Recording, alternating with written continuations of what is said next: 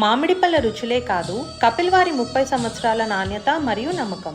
వీడు సాయిల్ గడు మా బామ్మర్ది గడు ఆడు జత పెట్టి వీడు మొత్తం 24 గంటలు చెరువు కట్టిపోయి ఉంటున్నాడు అంట. అన్నం తింటా కాడు ఇంటికి రావట్లేదండి వీడు యాదవా. రే ఏమిరా చెట్టు కాడు కూర్చుని లేదు బా. ఏం మీ ఇంటికి వెళ్తే ఇంటికి వెళ్ళి ఏమంట? ఎప్పుడు చూసినా చెరువు కట్టిన మీద కూర్చుని ఎడుతున్నావారా? ఏడుపు మొహం వాడా? ఏ పని లేదని ఇక్కడ వచ్చినవా? ఏం పని లేదా? సినిమాల గినిమాల గురించి ఏదో స్టోరీలు చెప్తా ఉంటావు. ఆ స్టోరీలు చెప్పకపోతే గాడిద మొహం వాడా. సినిమా చెప్తా. ఏం సినిమారా మళ్ళీ? రామ్ చరణ్ సార్ది. రామ్ చరణ్ సార్దా? అదే పెద్ద కూడా పెద్ది. బా టైటిల్ మాత్రం ఇరగదీసి పెట్టాడు రా పెద్ది అని. ఒరే మన ఊరు పెద్ద పేరు పెట్టాడా అన్న? పెద్ద పేరు పెట్టింది కానీ ఆ పెద్ద మనిషి అట్లా కాదు, పిల్లగాడే గాని పేరు పెద్ది. అట్లా పెద్దలో టైటిల్ చాలా పవర్ఫుల్ ఉంది. మస్తు ఉంటది. అంటే కొంచెం మన ఊరు టైప్ ఉన్నాడు, గడ్డము, జుట్టు, కమ్మలు, పోగులు. అన్న రామ్ చరణ్ నాకు రగ్గుడు లుక్ ఉన్నాడా? రగ్గుడు లుక్కే. మొత్తం మట్టితోన మొత్తం పొలాల్లో తిరుగుతారు కదా. అవునవును, వ్యవసాయం చేసి. అవును అట్లా ఉన్నాడు. అవును. డైరెక్టర్ ఎవరు దీనికి? మన బుచ్చిబాబు. ఉప్పిన సినిమా చేసిన డైరెక్టర్ ఆయననే. ఆయన ఒక సినిమా తీసాడు. ఒక సినిమాకి గ్లోబల్ స్టార్ తో సినిమా అవకాశం దొరికేసిందా? అందుకోసమే 4 సంవత్సరాల నుంచి వెయిట్ చేస్తున్నాడు ఆయన. 4 సంవత్సరాల సినిమా నుంచి వెయిట్ చేస్తున్నాడా? కథ రాసుకొని సార్ తోనే చేస్తా అని సుకుమార్ సార్ కు చెప్పిండు. నిజమే బొక్కడా? నాకు ఆ సారే కావాలి, నేను చెప్తే నేను చెయ్యను. అబ్బా వేరే సినిమా. ఎవరు? బుచ్చిబాబు. నాకైతే రామ్ చరణ్ సార్ కావాలి, సార్ ఒప్పియండి అని అడిగిండు. కూడా మొత్తం మంచి రికార్డులు పగలు కొట్టినట్టుకుంది. 100 కోట్లు కొట్టింది అది ఫస్ట్ సినిమా.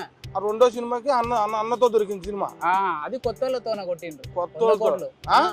100 కోట్లు కొత్తలతోన. 100 కోట్లు కొత్తలతో చేసాడు.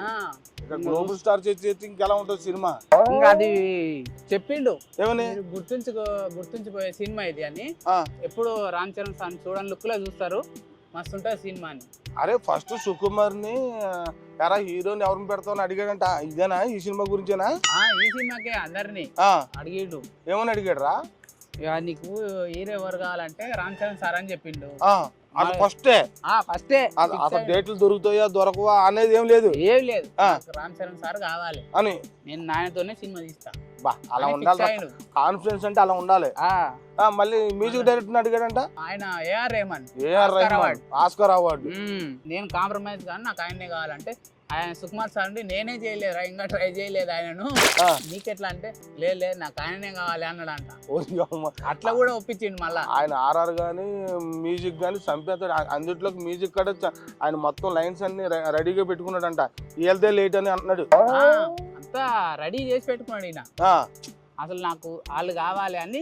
మళ్ళీ హీరోయిన్ కూడా ఆయననే చెప్పిండు. హీరోయిన్ కూడా ఎవరు ఎంచుకున్నాడు?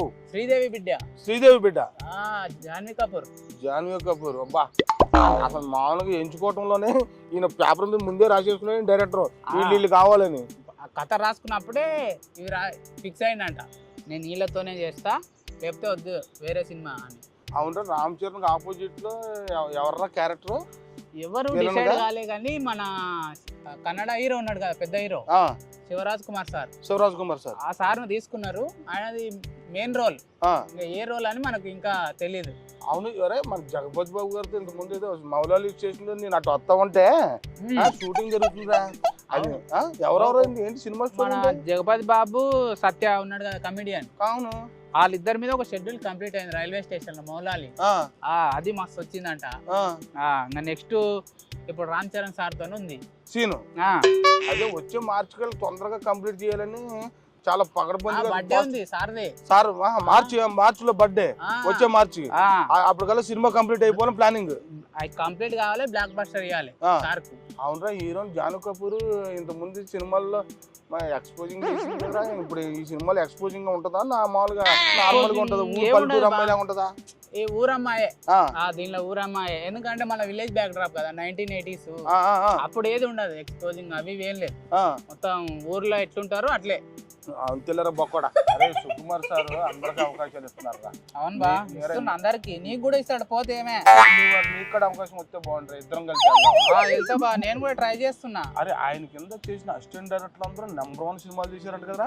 తీసిన అందరు ఫస్ట్ సినిమాకే 100 కోట్లు కొట్టిండు. అరే గ్లోబల్ స్టార్ తో సినిమా ఒప్పించాడంటే అది సుకుమార్ గారు ఆయనేరా. ఒక అసిస్టెంట్ డైరెక్టర్ అంటే డైరెక్టర్ తో స్క్రిప్ట్ గట్టిగా ఉంది, కథ నమ్మిండు. అంతే ఎంత స్ట్రాంగ్ అంటే ఇట్టు కొడతా. అందుకు ఆయన మీద నమ్మకంతోన రామ్ చరణ్ సార్ని అడిగిండు. అవునరా బామ్మర్ది. అరే ఈ చెట్టు మీద ఫైటింగ్ సీన్ పెడితే ఎలా ఉంటుంది? చెప్పాలి ఆ సినిమాలా ఇప్పుడు నువ్వు ఇండియా ఆయన ఉన్నాడు ఆయనే విలన్ అనుకుంటుండ్రు. నువ్వు మిర్జాపూర్ చూసినావా సీను? మిర్జాపూర్ ఆ సిరీస్. అవును, దానిలో మున్నాబాయ్ ఉంటాడు, మున్నాబాయ్ ఆయననే విలన్. నేను వెళ్ళినా అనుకుంటుండ్రు ఇప్పటికి. అంటే లుక్ కూడా ఆయన ఇట్లా ఉంది, గడ్డము ఇట్లా మొత్తం జుట్టు.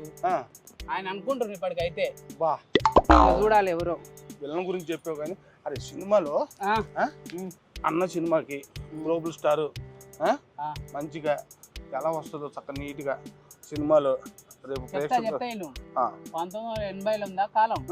ఆ కాలంలో ఊర్లో ఎట్లుంటది, మన పొలాలు ఓన్లీ, ఇంకా ఈ జాబులు ఏమి లేవు. అప్పుడు పని చేసుకొని బతికేతోళ్ళు, ఇంకా గుర్తింపు లేదు. ఓన్లీ పొలము ఇంటికి, పొలము ఇంటికి, ఇవే. అట్లా కాదు, మనకు కూడా గుర్తింపు రావాలని. ఇప్పుడు వేరే ఉన్నారు కదా అప్పట్లో బ్రిటిష్ వాళ్ళు, మాకు గుర్తింపు రావాలని మన రామ్ చరణ్ అన్న కష్టపడతాడు. మా ఊరికి గుర్తింపు రావాలి, అందరికి మేము కూడా ఎదగాలని. అది స్టోరీ. ఊరు గురించి నీకేం తెలుసు? నాకేం తెలుసా? అరే 100 ఎకరాలు పండించావుంట్రా. నువ్వు చదువుకోకమంటే వెళ్తే ఆ తాటి చెట్లు తాటి మొక్క. ఎన్ని ఎకరాలు చెప్పా? అరే నిన్ను చదువుకో పంపిస్తే కాలేజీకి ఆ చెట్లు ఉంటావు, తాటి చెట్లు ఉంటావు, కొబ్బరి చెట్లు ఉంటావు, ముంజుగా చెట్లు ఉంటావు.